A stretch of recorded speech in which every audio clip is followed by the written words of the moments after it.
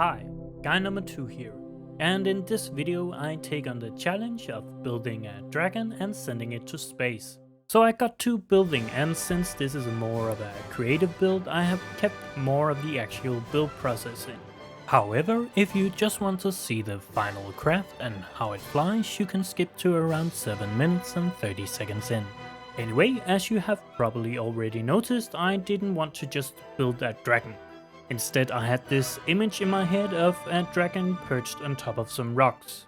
So I decided to try and build the bottom part kind of like those basalt rock formations you can find, for example, out of the coast of Ireland.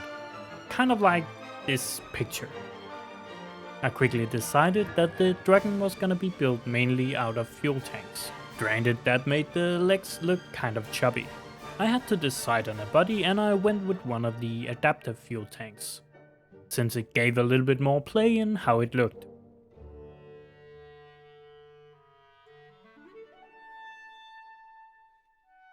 Another reason for building the bottom stand was that I had this idea of a tail that would twist around the stand. The tail is easily the thing I like most about this craft, however it took some tries and a lot of time to get right.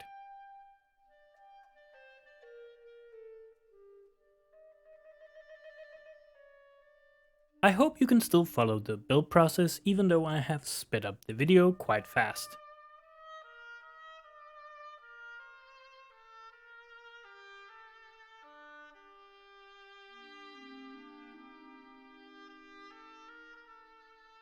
I also capped off the bottom fuel tanks to make them look more like rocks.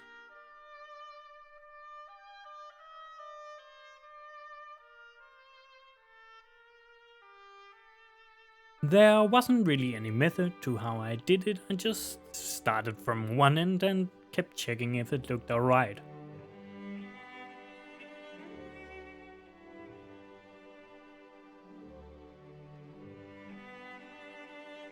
I tried to give it more of a dynamic look by making a curve around the rocks.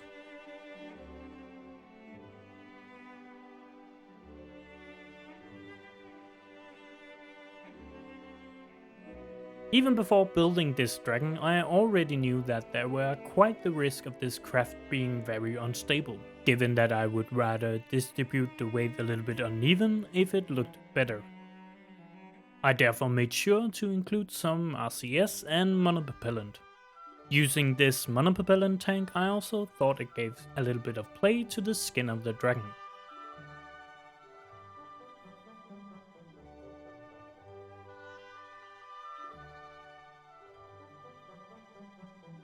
I wasn't really happy with the selection of fuel tanks for the upper body, so I just went with one of the adaptive fuel tanks so that I could make the neck thinner.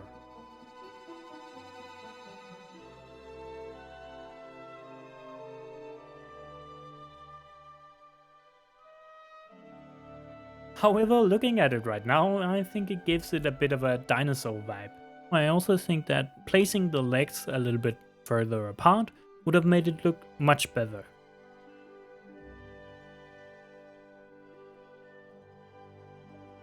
For the dragon's head, I thought it would be a fun little detail to add sort of a functional mouth by adding a cargo bay and turning it on its side.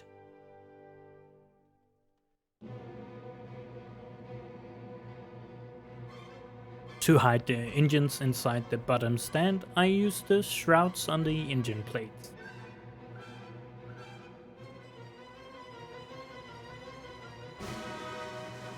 Okay, yeah, I painted the dragon a dark blue, and let me just say it right now, I am not good with colors. If you think the paint is bad now, just wait, I'm gonna make the most hideous color combination. But anyway, I moved on and got started on the wings.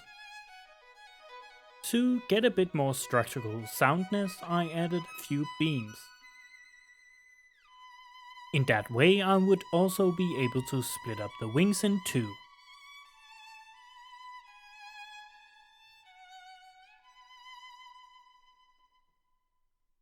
And as a naturally matching color to the blue, I went with black and red, because why not?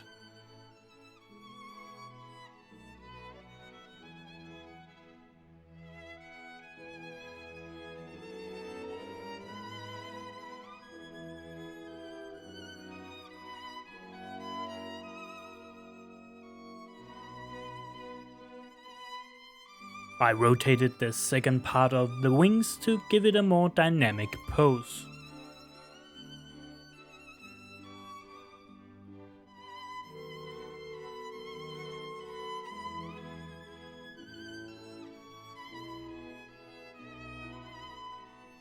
In an attempt to destroy my own, as well as my PC's will to live, I decided to add scales to the whole thing, which was a pain in my butt. It took forever, especially because I would mistakenly right-click parts trying to turn the camera, which meant that I had to wait for the Parts Manager window to appear. At the end of the build, that would take, due to the high amount of parts, around 30 seconds to appear. I wanted to add a little bit more to the dragon's head. For the hell of it, I just tried a few different things, but I ended up using the Rottweiler to make the shape of the head.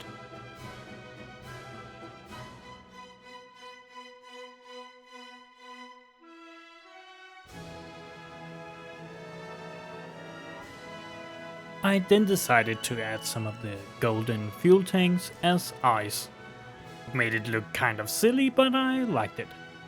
I also tried to see what it would look like if I added some solar panels as ears. But I felt like that was taking it a step too far in the silly direction. I instead added what I thought would look like horns, but to be honest, looking at it right now, it looks a little bit more like rabbit ears.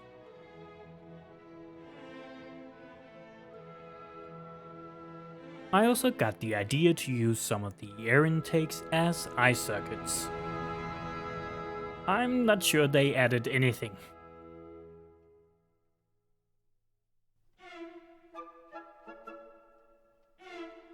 To make the head stand out a little bit more, I decided to paint it black.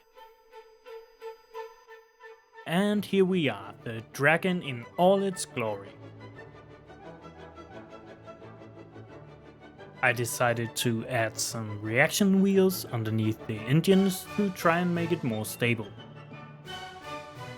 I also decided to use 10 vector engines to have as much control as possible.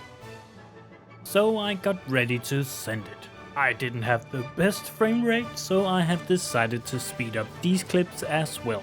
This launch also taught me a very important lesson.